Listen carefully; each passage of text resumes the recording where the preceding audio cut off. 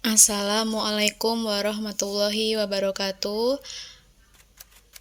Salam kenal semuanya. Nama saya Ayu Fitriani Nurjanah, guru kelas 5 SDN Jatimulya 04, Kecamatan Tambun Selatan, Kabupaten Bekasi, Provinsi Jawa Barat.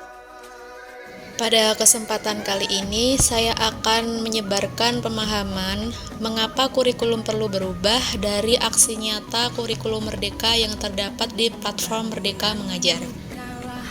Di dalam dunia pendidikan, adanya kurikulum sangatlah penting.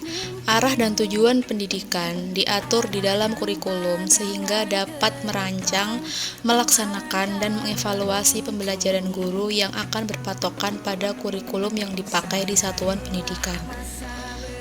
Apa itu kurikulum? Kurikulum adalah panduan pembelajaran pada satuan pendidikan di mana dapat dimaknai sebagai titik awal sampai titik akhir dari pengalaman belajar peserta didik. Kurikulum itu kompleks dan multidimensi, jadi kurikulum itu dapat diibaratkan sebagai jantung pendidikan. Pada bagian ini, saya akan menjelaskan tentang peran, fungsi, komponen, dan sifat kurikulum. Peran kurikulum itu digunakan sebagai pedoman dan acuan dalam pembelajaran. Sedangkan fungsi kurikulum itu untuk memandu dalam proses belajar peserta didik.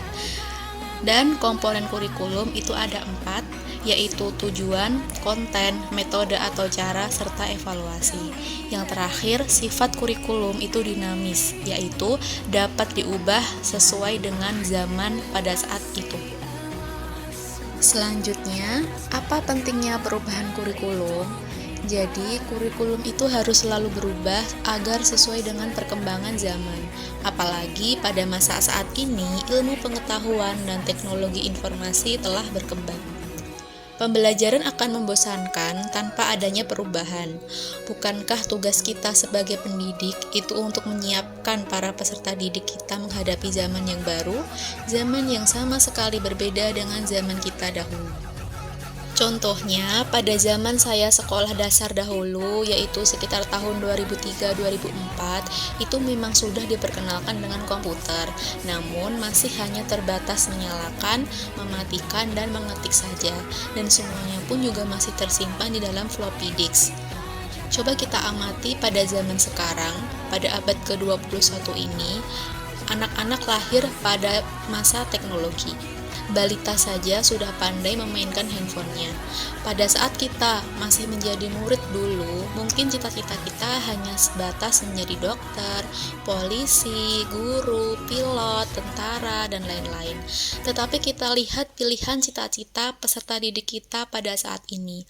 Cita-cita mereka lebih beragam dan mungkin menjadi sesuatu yang tidak pernah kita bayangkan. Misalkan saja mereka ingin menjadi YouTubers, TikTokers, selebgram, illustration, animasi karakter kartun, arsitek, menemukan aplikasi games, dan lain-lain. Itulah mengapa kurikulum perlu adanya perubahan agar kita dapat menyiapkan generasi yang akan datang dan mampu memandang ke depan. Hal ini sejalan dengan ungkapan Ki Hajar Dewantara. Pendidikan adalah menuntun segala kekuatan kodrat yang ada pada anak-anak agar mereka dapat mencapai keselamatan dan kebahagiaan yang setinggi-tingginya, baik sebagai manusia maupun sebagai anggota masyarakat. Dari paparan berikut, dapat saya simpulkan ada 3 alasan mengapa kurikulum perlu diubah. Alasan yang pertama adalah tantangan zaman yang dihadapi oleh murid sekarang berbeda dengan tantangan zaman yang kita hadapi di masa kita masih menjadi murid dahulu. 2. Kurikulum harus diadaptasi sesuai dengan perkembangan zaman yang dihadapi oleh murid saat ini. Alasan yang ketiga adalah murid merupakan generasi masa depan bangsa yang akan mengukir zaman sesuai dengan potensinya. Bagaimana untuk mewujudkan perubahan kurikulum itu? Jadi, untuk mewujudkan perubahan kurikulum itu, seluruh komponen masyarakat, yaitu peran orang tua, masyarakat, dan sekolah, harus menempatkan kebutuhan, pendapat, pengalaman, hasil belajar, serta kepentingan peserta didik sebagai pengembangan kurikulum, karena kurikulum dirancang untuk kebutuhan peserta didik. Karena kurikulum itu perlu dirubah, jadi apa solusinya? Solusinya adalah adanya kurikulum merdeka. Kurikulum merdeka adalah kurikulum dengan pembelajaran intrakurikuler yang beragam di mana konten akan lebih optimal agar peserta didik memiliki cukup waktu untuk mendalami konsep dan menguatkan kompetensi. Guru memiliki keleluasaan untuk memilih berbagai perangkat ajar sehingga pembelajaran dapat disesuaikan dengan kebutuhan belajar dan minat peserta didik. Berikut adalah 5 prinsip pembelajaran dalam kurikulum merdeka. Prinsip yang pertama adalah kondisi peserta didik.